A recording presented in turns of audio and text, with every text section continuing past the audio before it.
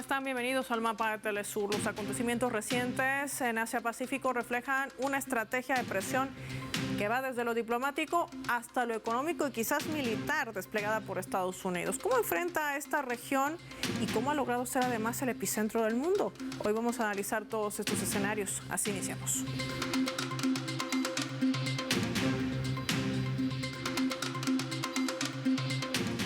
Por esta razón le proponemos desplegar nuestro mapa y revisar algunos datos claves para entender todo este panorama. Asia, nuevo centro geopolítico. Vamos a desplegar nuestro mapa mundi e identificar, por supuesto, a esta región. Hay que decir que durante décadas el eje de poder mundial estuvo concentrado en Estados Unidos y el continente europeo. Hoy Asia se ha convertido en el corazón de la producción, el comercio y la inversión, además de las rutas estratégicas del planeta, representando ese 70% del crecimiento mundial en cuanto a producción, industria y comercio. El continente asiático es el principal polo de producción industrial y exportación. Vamos a revisar algunos datos en la siguiente lámina. Hay que decir que China se posiciona como el principal exportador mundial de bienes e industria, además de tecnología. Japón también es una potencia industrial en automóviles, robótica y tecnología avanzada. Corea del Sur, también identificado en el mapa, lidera sectores de semiconductores, electrónica y baterías, mientras Vietnam se consolida como un nuevo polo manufacturero global que atrae industrias que antes estaban en el continente, digamos, en Occidente, para ser claros. Sin dejar de mencionar a India como centro emergente de manufactura, servicios tecnológicos y farmacéutica. Estamos hablando de que más del 70% de los productos electrónicos del mundo se fabrican en este continente. Pero, ¿cómo lo logran? Revisemos más datos. A través de la integración como un pilar clave, hablamos de bloques regionales, económicos y la Asociación Integral Regional integrado por China, Japón, Corea del Sur, Indonesia, Vietnam, Australia, entre otros. Cuentan con el mayor acuerdo comercial mundial, superando a la Unión Europea y el tratado entre México y Estados Unidos, además de Canadá. Estamos hablando del TEMEC. También la Asociación de Naciones del Sudeste Asiático, que integran 10 países y actúa como un bloque económico regional, donde se registra el 40% del comercio entre países asiáticos. Vamos a revisar algunas de estas rutas estratégicas. Por ejemplo, identificamos en el mapa el mar del sur de China, por donde transita cerca del 30% del comercio marítimo global. Irán, que representa ese nodo energético clave entre Asia, Oriente Medio y el continente europeo. Los corredores que se suman estratégicos como la ruta China-Pakistán, Singapur, con uno de los puertos más importantes del mundo, y la iniciativa de la Franja y Ruta de la Seda, una red global liderada por China que conecta Asia con África, Europa, pero también América Latina. Con esto el mundo ya no gira alrededor tan solo de Occidente, sino que el eje de poder económico, tecnológico y comercial se ha desplazado hacia Asia. ¿Qué representa esto en medio de este turbulento movimiento que implementa también Estados Unidos? Hoy lo analizamos en el mapa.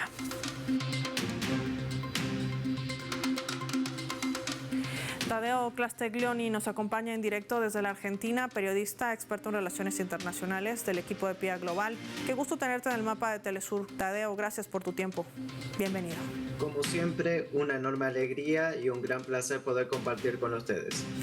¿Cómo ha sucedido todo este movimiento? ¿Por qué constituye esta región del Asia-Pacífico como quizás el nuevo epicentro del movimiento mundial global? Y no solamente estamos hablando de economía.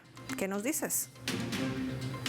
En primer lugar, siempre hay que tener en cuenta que cuando estamos hablando del auge de un sector, estamos hablando también de la caída del otro. Ubicándonos y para tener en cuenta algunos conceptos claros y contundentes que siempre hace bien recalcar, estamos en medio del declive del hegemón, la caída de Estados Unidos como primer potencia mundial, aquel fin de la historia, como lo hubieran dicho los filósofos norteamericanos y sus seguidores respecto a una vez caída la Unión Soviética, que ya no iba a haber ningún contrapeso hacia Estados Unidos, hacia el occidente colectivo en su conjunto. Bueno, la realidad siempre supera los planeamientos de algunas personas y estamos delante de un nuevo escenario internacional en los cuales ya no podemos decir que Estados Unidos es quien tiene todas las decisiones y a la misma vez estamos delante de una Europa que está resquebrajada, caída, hundida. Y en medio de eso, la realidad, y como bien lo indicabas en el informe, y los datos que son más que contundentes, implican que todo se mueve a través del continente asiático. Las políticas de los planes quinquenales y de organización social llevado por la República Popular China creo que han sido más que fundamentales para lograr estos resultados. Y esta región que antaño tanto Estados Unidos como los europeos utilizaban a mano de obra esclava, de mano de obra barata y como manufactureros mientras ellos saqueaban los recursos naturales, parece que hay un cambio total y contundente en esta región, y quienes han quedado rezagados en el escenario internacional precisamente son otros. Si podemos tomar en cuenta o poner algunos puntos principales respecto a la transformación regional, lógicamente la integración, las políticas en conjunto, los marcos económicos y la no competitividad en todas las áreas ha llevado a que esta región empiece a crecer y se complemente económicamente, como lo mencionabas, la ruta de la económica de China, la Franja de la Ruta, es una de las principales rutas comerciales del mundo, y se complementa toda la región a través de la energía barata que viene a través de Asia Occidental, del Golfo Pérsico, un gran comprador de la energía que es China, y todo esto hace que la industria se potencialice y de esta manera se crezca aún más. En medio de todo esto, Estados Unidos, viéndose rezagado y fuera del escenario, ha llevado no únicamente bajo la actual gestión de Donald Trump, sino bajo las últimas 2 gestiones al menos, una política de máxima presión en contra de China,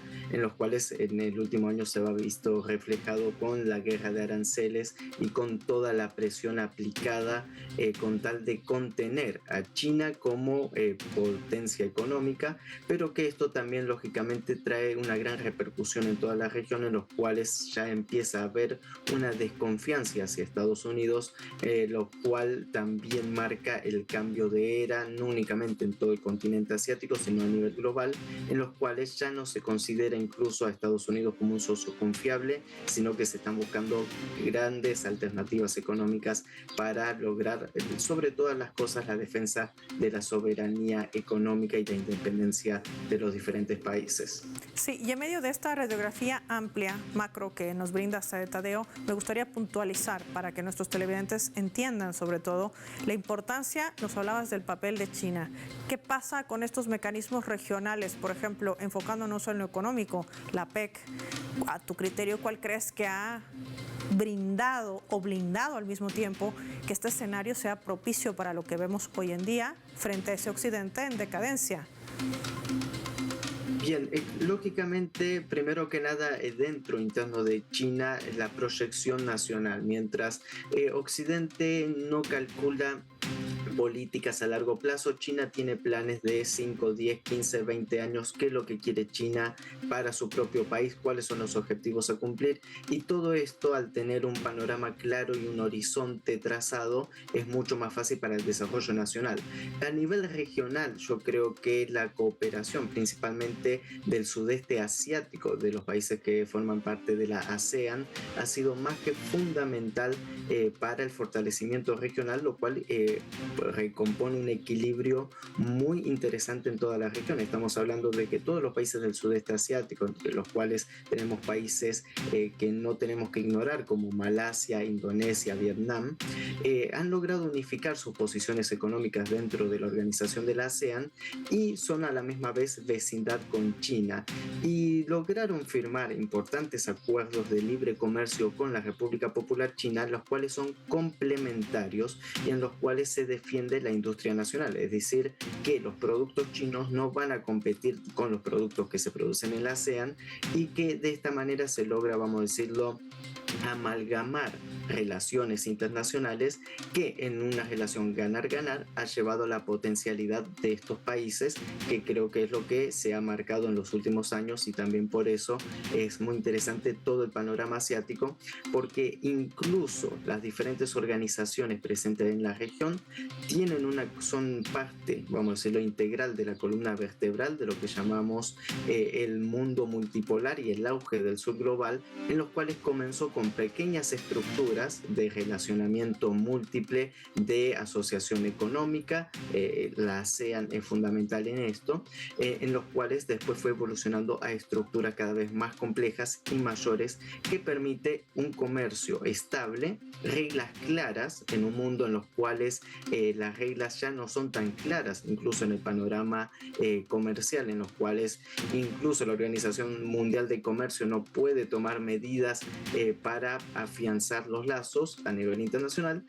Todo esto lleva a que se tenga que desarrollar un nuevo panorama internacional de relaciones integrales y que a la misma vez esto proyecte hacia el exterior una imagen de fortaleza, que no solo es una imagen de fortaleza, sino que es una gran realidad tangible.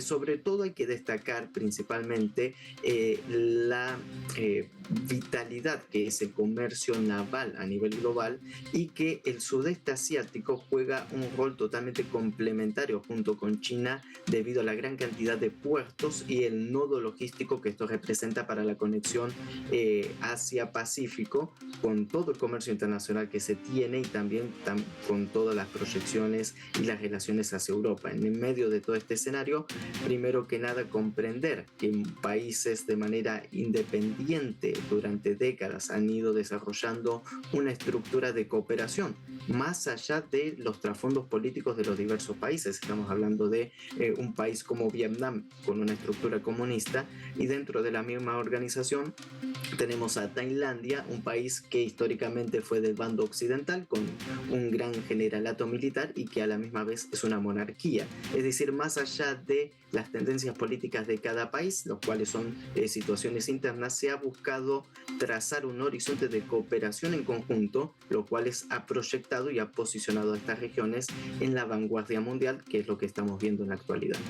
Tadeo, y en medio de todo esto también viene esta, digamos, reedición de una doctrina Monroe que no solamente está aplicada para la región de América Latina y el Caribe, apunta también a esta región del Asia-Pacífico, específicamente por el tema de Taiwán, tratando de vulnerar el principio de una sola China. ¿Qué representan estos movimientos que hace en torno a este tema que sigue utilizando la administración de Trump y sobre todo su secretario de Estado, Marco Rubio?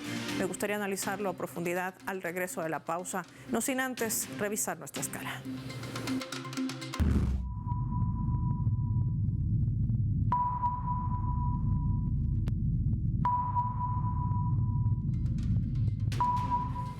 A través de este portal web de noticias está hablando acerca de lo que se registra en esta región. Es el portal web de noticias del gobierno de Vietnam. Titula así: Primer ministro pide a Asia ser pionera en la promoción de la integración y los vínculos económicos globales. El premier de Vietnam ha instado a todo el continente a velar por un solo propósito. Destaca también la noticia de ser un centro global de innovación mundial para garantizar la apertura, la transparencia y la competitividad internacional. También destaca la importancia de la promoción del multilateralismo y los valores fundamentales de cada nación para minimizar los desacuerdos y fomentar una conectividad inclusiva pero amplia. Ven el comercio como un todo colectivo, sin individualismo, entendiendo que con autosuficiencia e integración internacional sus economías son más fuertes, más flexibles e independientes de cualquier intento de choque, presión o dominio externo. Esto tiene mucho que ver también con lo que recientemente decía el presidente Xi Jinping en un mensaje directo a su homólogo Donald Trump. De esto y más hablamos al volver.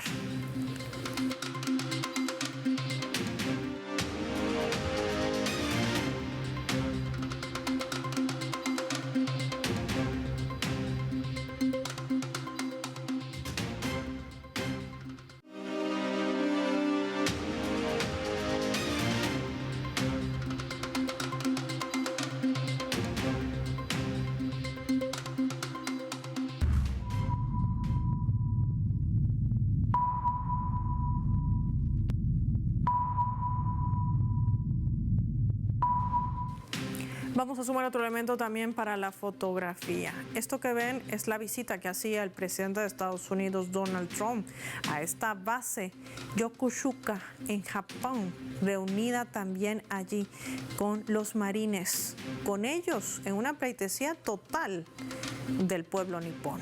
Hay que decir que el documento de seguridad nacional de Estados Unidos coloca como prioridad inmediata asegurar el control del hemisferio occidental, el Indo-Pacífico, que según señala seguirá siendo un escenario importante para Estados Unidos. Trump decide reordenar algunas prioridades, ajustando el enfoque de actuación y degradando la lógica de pivot to Asia en la medida en que los activos estadounidenses en regiones consideradas secundarias ya no se van a destinar de forma preferente al Asia-Pacífico, sino también al continente latinoamericano. Pero no altera de manera sustantiva los pilares de la enorme presencia de Washington que aún mantiene en esta región.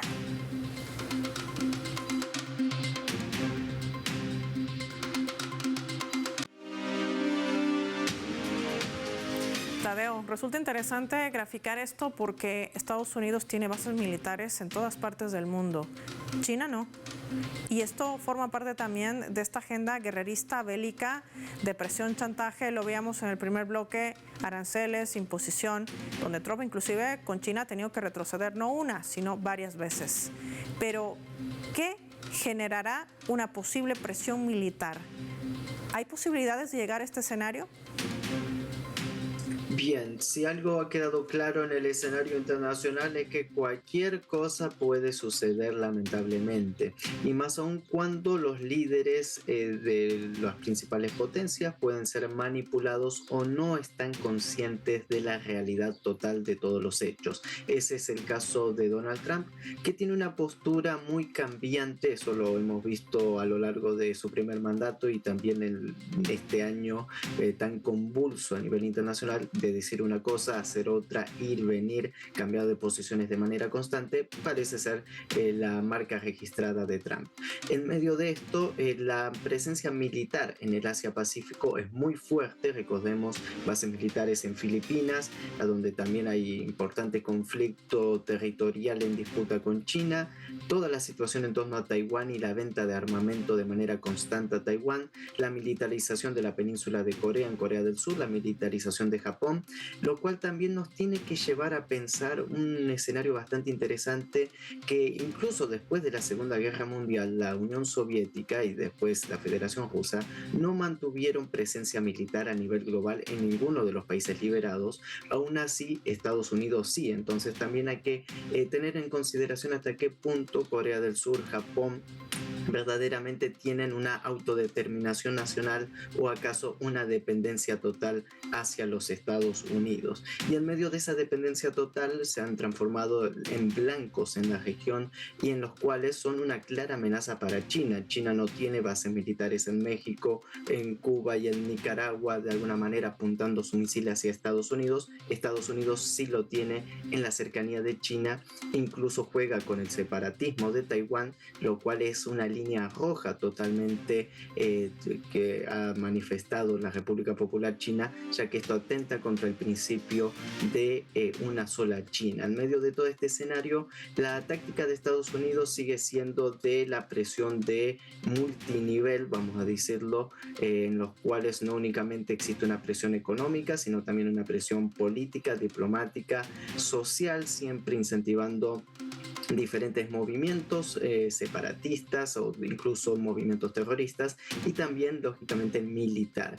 En parte, y es lo que veníamos viendo incluso en el sudeste asiático, la política de Donald Trump es de alguna u otra manera la de la zanahoria y el garrote: amenazar a los países del sudeste asiático con que si mantienen comercio con China, o si comercian tierras raras con China, o si no comercian exclusivamente con Estados Unidos en prioridades, van a tener aranceles o se van a tener que acatar a las consecuencias que esto podría llegar a tener a nivel interno en los diferentes países. Dígase, el tema que también hemos analizado: revoluciones de colores, presiones judiciales, cuestiones de derechos humanos, que siempre están las cartas sobre la mesa. En medio de todo ese escenario no se pueden descartar provocaciones militares, pero también yo creo que tiene que pesar sobre todo la conciencia de que se está tratando con una potencia económica, pero también una potencia militar y una potencia nuclear,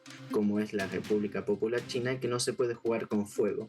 Y eso creo que lo ha entendido Donald Trump a lo largo de este año, con todas sus provocaciones en su manera bravucona de hablar, los cuales después se tuvo que tragar sus palabras y tuvo que pactar de diferentes maneras con China para no verse afectado económicamente Estados Unidos, pues recibió un golpe muy fuerte, un efecto boomerang contundente en un Donald Trump que recordemos que no ha solucionado ninguno de los problemas de los norteamericanos para que lo eligieron, dígase la desindustrialización, el desempleo, la inflación, siguen siendo los grandes problemas actuales en Estados Unidos, y eso no lo ha podido resolver Donald Trump, y su política exterior parece incluso ser contradictoria para la resolución de sus propios problemas internos. Ahora, Tadeo, tú has tocado una pieza clave que creo que vale la pena profundizar. Estados Unidos necesita una desestabilización, salirse de las reglas del juego, no solamente de la Organización Mundial del Comercio, sino también del propio derecho internacional. Una presión que no le ha funcionado con el gigante asiático. ¿A quién va a utilizar como cabeza de lanza, como decimos en la región de América Latina? ¿Será Japón? ¿Será el tema de Taiwán, vulnerando el principio de una sola China, lo que derive en este otro escenario? ¿Podría ser una alternativa?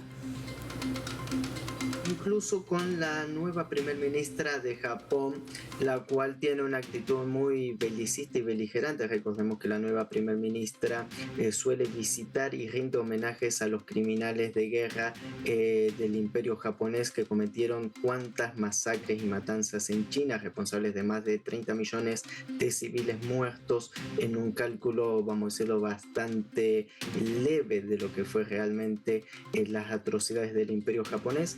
Entonces esta nueva primer ministra incluso está apostando para abandonar esa política pacifista del Japón de tener un ejército de autodefensa, bueno, pasar a la ofensiva, y eso también teniendo en consideración las disputas territoriales con China que tiene Japón, puede ser uno de los, vamos a decir, los escenarios para el recalentamiento de la situación incluso bélica, y el otro lógicamente es Taiwán, en los cuales hay que ver cuáles van a ser las cartas de Donald Trump, pero a la misma vez hay que comprender que no todo lo está dirigiendo Donald Trump. Hay sectores del Estado profundo de Estados Unidos que manejan todavía bastantes situaciones a nivel regional, en los cuales incluso el mismísimo Marco Rubio tiene mucho que ver con todos estos movimientos, en lo cual parece incluso que existe una interna en los Estados Unidos en los cuales no se logra definir cuáles son verdaderamente las prioridades y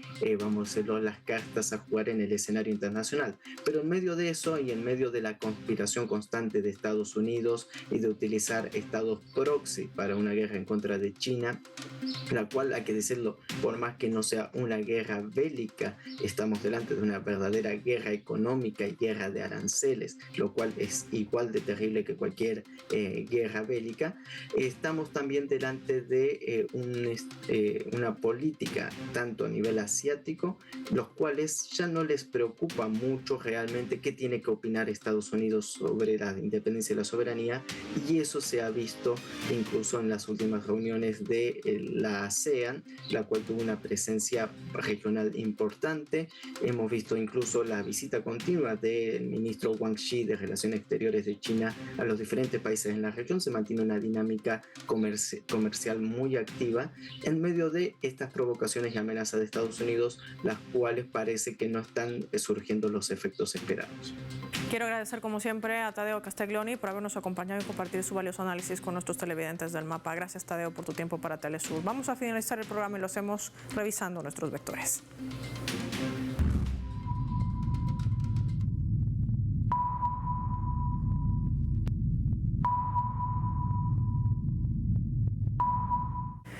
Nuestro radar en el mapa hoy nos refleja las tres claves sobre este tema. Hablemos del papel. El que juega China, sin lugar a dudas, es clave para la estabilidad del Indo-Pacífico o Asia-Pacífico, una región que no ha dejado de ser un blanco ambicioso para Trump, reflejando incluso en su nueva estrategia de seguridad nacional lo que ha intentado aplicar con estas prácticas desleales para presionar a las autoridades chinas para que abandonen las prácticas económicas e intentar llevarlos a un modelo de desarrollo desequilibrado para generar así un déficit comercial internacional y que sea además insostenible sostenible. El gigante asiático no solamente ha demostrado que seguirá pegado a la ley internacional y a una política de diplomacia de paz, sino que eso se ve reflejado también en su crecimiento económico.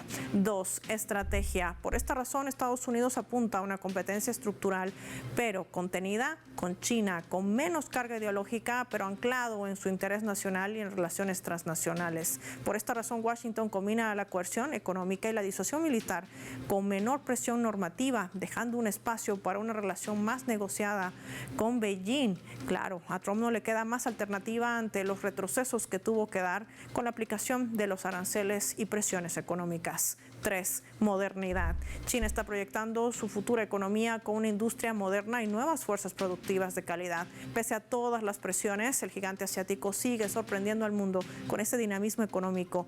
En tan solo este 2025 lo han confirmado varias organizaciones económicas internacionales que han elevado sus proyecciones de crecimiento para el gigante asiático, reconociendo su resiliencia estructural y un papel clave que sigue fungiendo para la economía mundial. Soy Paula Pérez y nos vemos en otra edición del Mapa.